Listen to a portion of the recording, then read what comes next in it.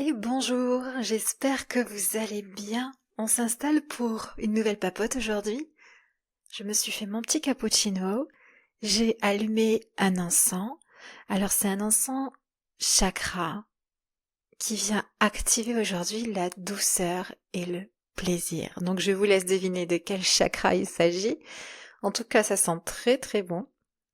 Et je m'installe aujourd'hui avec vous dans cette papote pour venir parler du désalignement. Est-ce que vous avez déjà entendu ce mot? Je ne me sens pas aligné, je ne suis plus aligné avec moi-même. Alors, le désalignement, c'est quelque chose que je n'ai pas connu tout de suite. En tout cas, je pouvais dire que j'étais une personne extrêmement stressée, torturée, traumatisée, ça oui. Mais pour moi, ça venait effectivement de ce que j'avais vécu, de mon histoire, des carences émotionnelles que j'avais développées. Et pour autant, je n'avais pas cette notion d'être désalignée. Alors je voulais qu'on en parle aujourd'hui, parce que peut-être que pour vous aussi c'est une notion inconnue.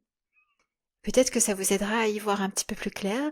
Et si vous connaissez la façon dont vous êtes aligné, la façon dont vous êtes désaligné, eh bien ça viendra que renforcer ou ouvrir votre conscience et votre point de vue. Quand un jour je me suis réveillée avec de l'anxiété dans le corps, j'étais passée à l'étape d'après. J'avais appris à vivre avec le stress depuis mon enfance, à tel point que j'avais les mains qui pouvaient trembler. Là, je porte ma tasse en vous parlant. Mon corps est bien ancré, posé dans la sécurité, je ne tremble pas. Bon, il y a 5 ans en arrière, j'aurais tremblé et mon corps n'était pas du tout ancré et pas du tout dans la sécurité même. J'en avais pas conscience. J'avais pas conscience de tout ça. Et par accumulation de stress, et parce qu'un jour, bien, j'ai voulu donner naissance à des projets importants pour moi, ça a été un stress de trop. Et j'ai basculé dans l'anxiété. Donc, c'est-à-dire, je me suis réveillée le matin, une boule d'anxiété dans l'abdomen, au ventre, au plexus, ce qui m'empêchait de manger tellement ça me nouait l'estomac, ce qui m'empêchait de travailler. Donc je me revois, j'étais complètement figée sur mon canapé, je ne pouvais plus bouger. J'ai passé mes journées avec cette culpabilité en fond de c'est vraiment pas bien, tu devrais te mettre en mouvement, faire des choses. Mais en fait, c'était plus fort que moi. Mon corps était incapable de se mettre en mouvement. J'étais paralysée par de l'anxiété. Et j'ai essayé de résister.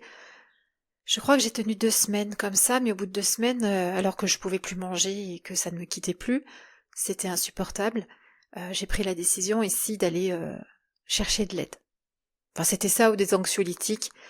Et à l'époque, ça me faisait très peur de prendre un médicament et j'avais conscience que peut-être ça allait étouffer le problème, même si parfois, les traitements sont nécessaires en parallèle de la thérapie.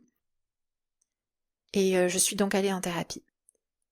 Et ce que ça m'a permis de comprendre au fur et à mesure, c'est qu'en fait, ce stress avec lequel je vivais au quotidien et que je voyais comme normal, qui était le résultat d'un système d'adaptation en survie, en réalité, c'était le symptôme de quelque chose. Et cette anxiété était elle aussi, à son tour, le symptôme de quelque chose. Et mon corps me parlait. Et je vous dis ça parce que souvent, on va ressentir un mal-être, un inconfort dans le corps, des émotions désagréables. On va en avoir marre de nos ruminations.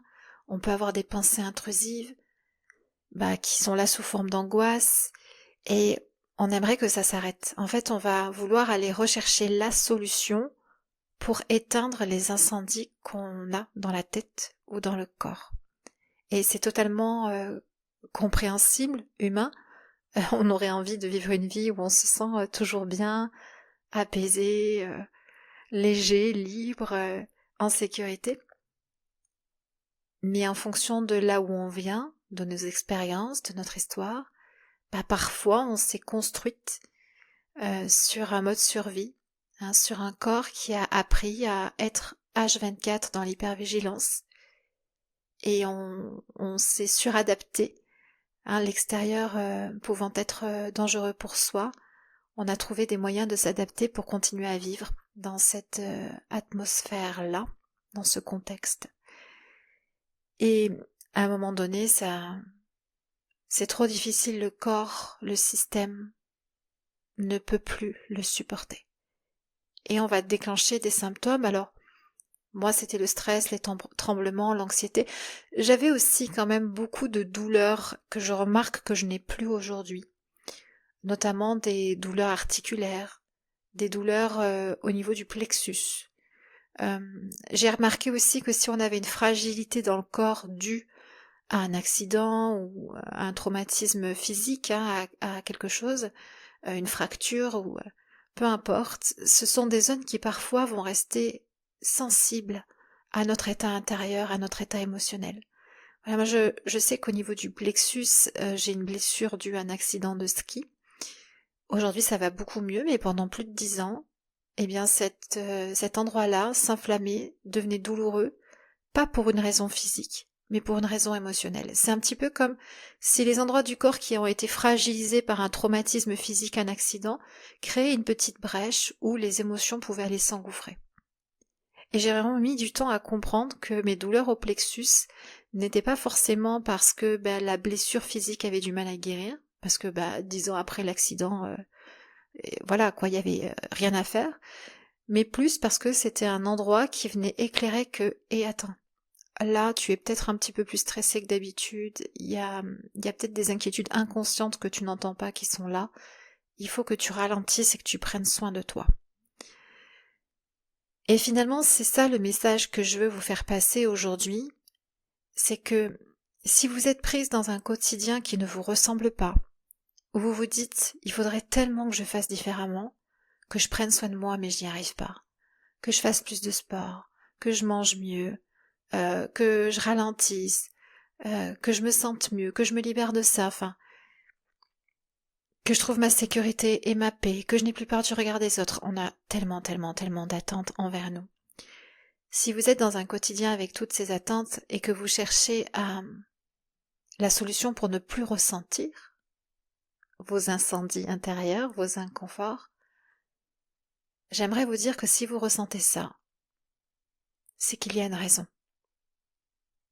Parce que si votre corps ne se manifeste pas par des émotions inconfortables, par de la rumination, par des pensées intrusives, en fait, il n'y a rien qui vous signale que vous êtes désaligné, que peut-être vous vivez une vie qui ne vient pas respecter vos besoins.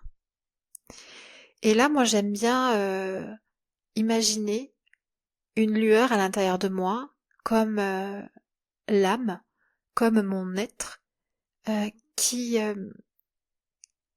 une place dans cette vie et qui, depuis sa place, a des choses à offrir, a son propre rayonnement, accepte d'accueillir la vie, de se laisser traverser, fait de merveilleuses expériences. Seulement, cette âme, cette lueur, parfois se retrouve bloquée à l'intérieur et ne peut pas exister comme elle le désirait profondément, parce que certaines choses lui empêchent de le faire, lui font barrage. Et bien souvent, ces blocages, c'est des chocs émotionnels, des expériences traumatiques qui sont restées figées, un manque affectif, parce que ce qu'on a manqué dans l'enfance, c'est aussi une forme de trauma. Et du coup, cette âme, comment est-ce qu'elle peut faire pour s'exprimer et dire « Mais attends, là, j'ai tellement envie de ceci », alors que dans la réalité, vous vivez à côté de son désir et de vos besoins. Et vous voyez, il y a une forme de tension qui se crée entre ce que vous aimeriez pour vous, sincèrement, depuis votre être intérieur, depuis cette lueur à l'intérieur de vous, et ce qui s'exprime, ce qui se matérialise dans votre vie, ce que vous êtes en capacité de créer dans votre vie. Vous voyez, c'est peut-être un exemple tout simple, la personne qui a un être, une âme qui a envie de voyager, qui a envie de découvrir d'autres civilisations, de faire du lien avec des pays étrangers, découvrir des cultures, se nourrir du voyage, mais qui a peur de prendre l'avion. Et que sa peur de prendre l'avion, par exemple, prend racine dans une expérience du passé qui a été traumatisante ou extrêmement difficile. Eh bien, cette personne se retrouve bloquée par ses peurs et son besoin de voyage, de lien, de découverte ne peut pas être nourri. Et ça vient créer de la tension en soi. Voilà, l'être il est là et il dit moi j'ai tel besoin dans cette vie. Mais seulement toi, regarde, aujourd'hui, tu ne me nourris pas. Tu ne me nourris pas parce que tu es bloqué, tu as peur, tu penses devoir faire autre chose. Tu es désaligné. C'est ça le message. Quand il y a des tensions en vous, quand il y a ces incendies à l'intérieur de vous que vous essayez d'éteindre pour vous sentir bien, en réalité, ces incendies sont là pour vous dire « Tu es peut-être désaligné ». De quoi as-tu envie? Quels sont tes désirs? De quoi as-tu besoin? Qu'est-ce qui t'en empêche? Et parfois c'est difficile de venir dérouler toute cette prise de conscience.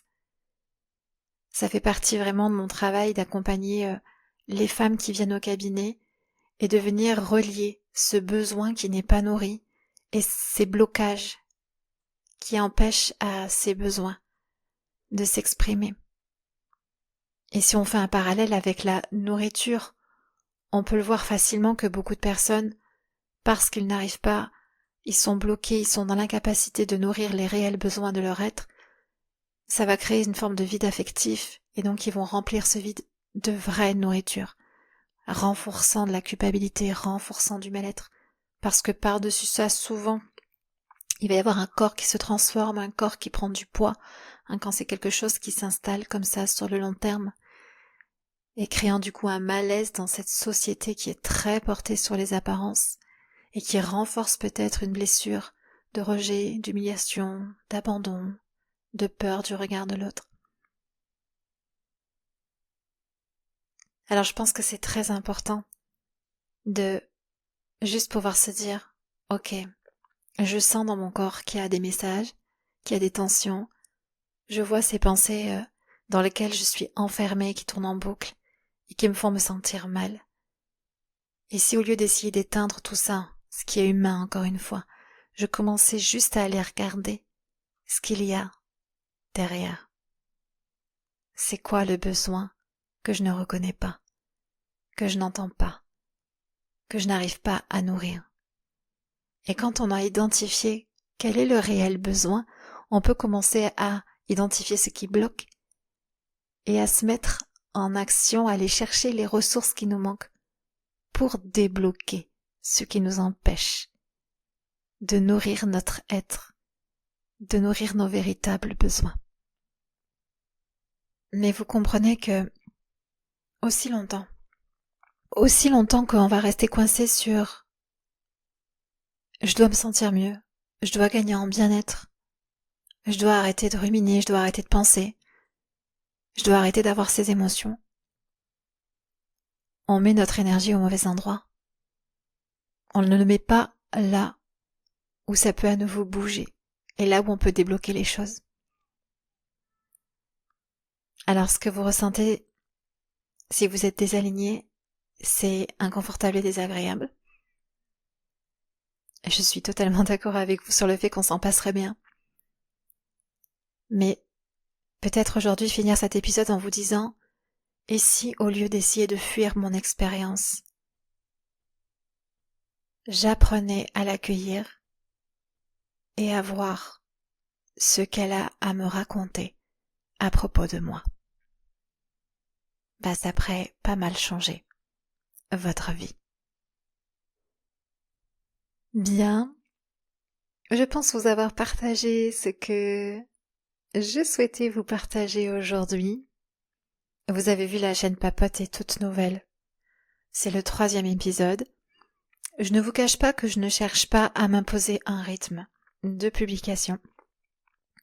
Je vais surtout venir papoter avec vous quand je me sens inspirée d'un sujet, avec le désir derrière ce podcast de vous aider à trouver ces pistes, ces cheminements pour vous reconstruire intérieurement et ce qui va nécessairement vous amener dans une vie choisie.